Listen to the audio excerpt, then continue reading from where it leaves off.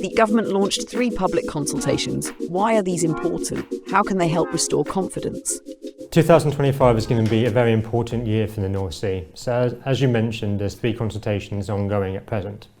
The first of these consultations is regarding Scope 3 emissions. The second one is regarding what the fiscal regime looks like post-20 and how the fiscal regime responds to energy price shocks. And the third is regarding the future of the North Sea.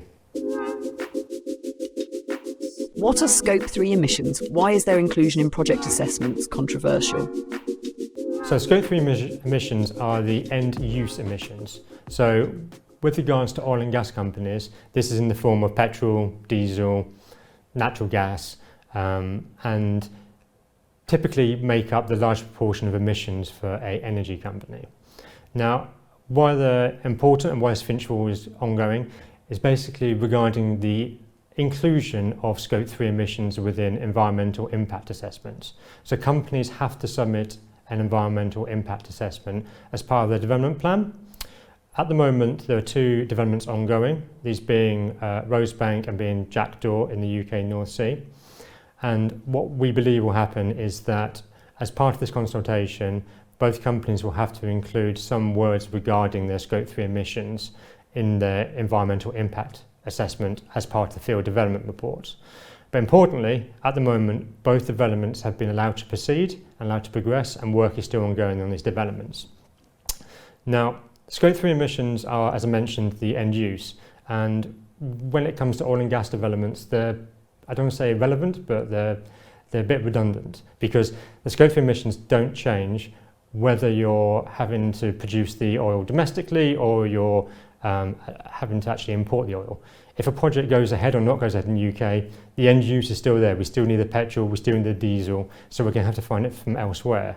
So actually, in fact, Scope 3 emissions actually go up when we don't produce it domestically and have to import it, as I mentioned earlier, through having to transport, process and move the oil or gas from overseas. What is the oil and gas price mechanism consultation trying to achieve? How would it differ from the windfall tax in practice? So the government is looking to put in place a mechanism or a regime for how the fiscal regime in the UK responds to high oil and gas prices and price shocks post-2030.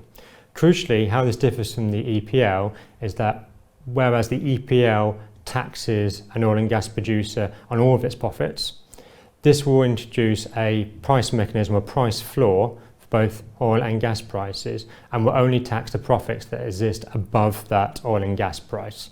So crucially, it taxes a much smaller percentage of a company's profits. Now, oil and gas companies are looking to have this introduced sooner rather than later. The reason for this is that oil and gas projects are 20, 25, 30-year projects.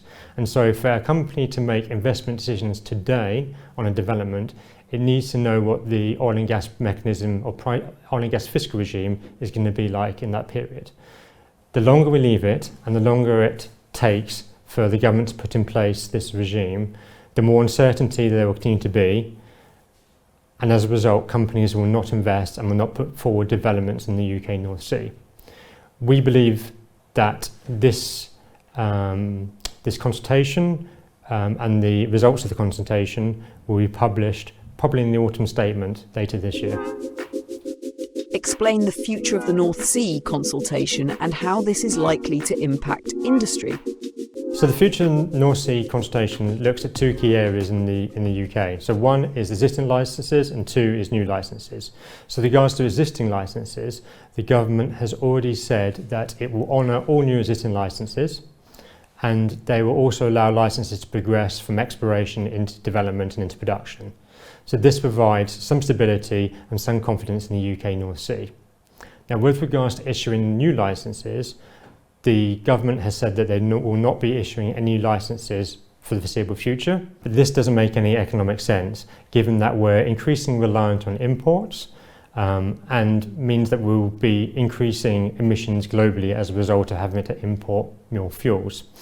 Now, this seems ideologically driven and doesn't seem to make any sense, and means that we'll be more and more reliant and more exposed to international price fluctuations for the foreseeable period.